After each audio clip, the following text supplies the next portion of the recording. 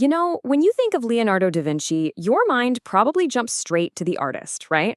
The absolute genius who gave us some of the most famous images in all of human history.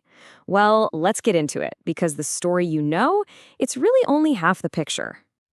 It all starts here, with her, the Mona Lisa. You know that gaze, how it seems to follow you around the room? And that smile. For over 500 years, people have been obsessed with it. It's not just paint on a piece of wood. It's unsettlingly, amazingly real. So, the big question is, how? How in the world did he do it? How did Leonardo get a level of realism that no other artist at the time could even dream of? What was the real secret behind that smile? Well, the answer wasn't just his incredible artistic talent. You couldn't find it in his studio or in the pigments he used. No, the secret to how Leonardo painted skin so perfectly was his deep understanding of what was underneath it. The key wasn't his brush, it was his scalpel. That's right. Leonardo's quest for ultimate realism took him way beyond the well-lit art world of the Renaissance. It took him into the shadows, into places that were forbidden, completely taboo, and frankly terrifying to pretty much everyone back then. So here it is, his secret weapon, the thing that made his art so lifelike, was human dissection. Now, you have to understand, at a time when cutting open a human body was a huge no-no, legally and socially, Leonardo went after this knowledge with this obsessive, unstoppable drive. Just try to imagine the scene for a second. We're talking no refrigeration. He's working by the flicker of a candle, probably in some hospital morgue, surrounded by death. And somehow, out of this grim, messy, smelly business, he created drawings with this breathtaking beauty and scientific clarity. It's just incredible. Please remember to subscribe to our channel and turn on the notification bell. Share and like our videos. The information in the video is compiled from open sources. Thank you. And this wasn't just some passing phase for him. Over his lifetimes, he dissected more than 30 human bodies, often getting them secretly from hospitals in Florence, Milan, and Rome. He wasn't just an artist sketching what he could see on the surface. He was a full-blown scientist and engineer, trying to reverse engineer the human machine. And you know what? We don't even have to guess what this was like for him. Leonardo actually wrote it all down. He starts with the most basic physical challenge of it all, just the sheer gut-wrenching nausea. Then he gets into the psychological horror of it.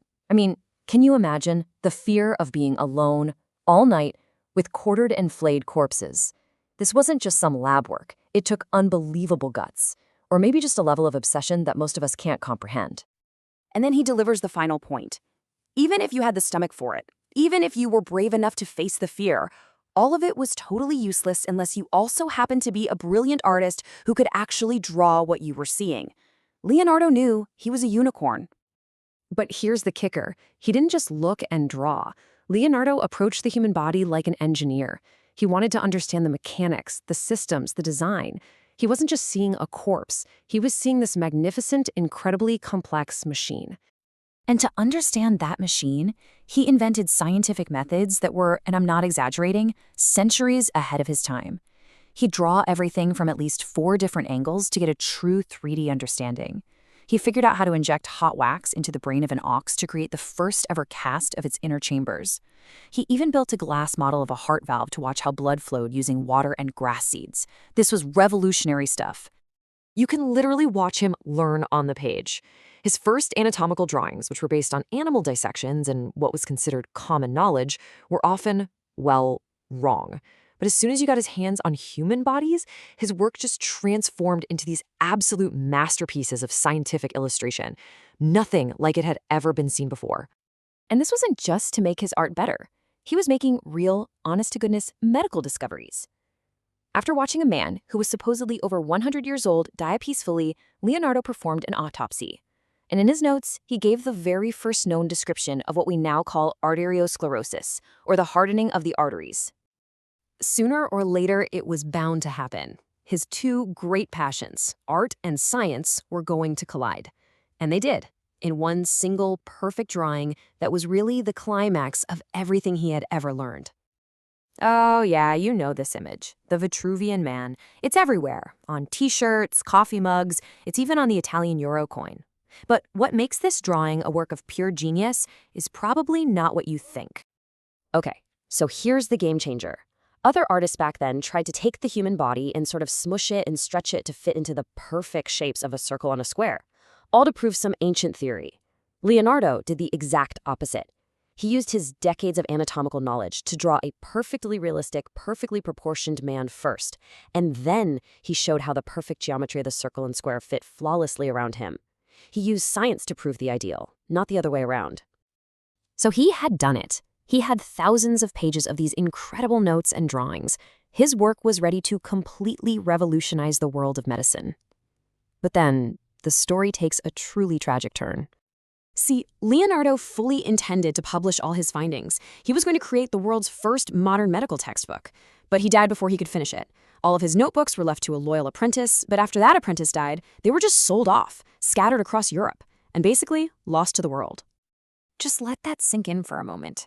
Over 30 human bodies, each one carefully dissected and documented.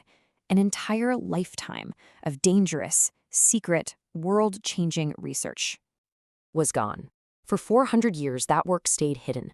The entire field of anatomy had to be rediscovered basically from scratch. You can make a very strong argument that medical science was set back by 4 centuries, all because the notebooks of the world's greatest artist-scientists were just sitting in a box, gathering dust.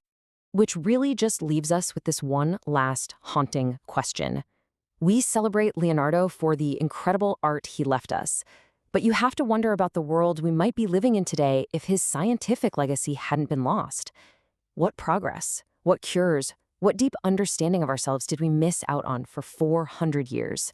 It's pretty staggering to think about.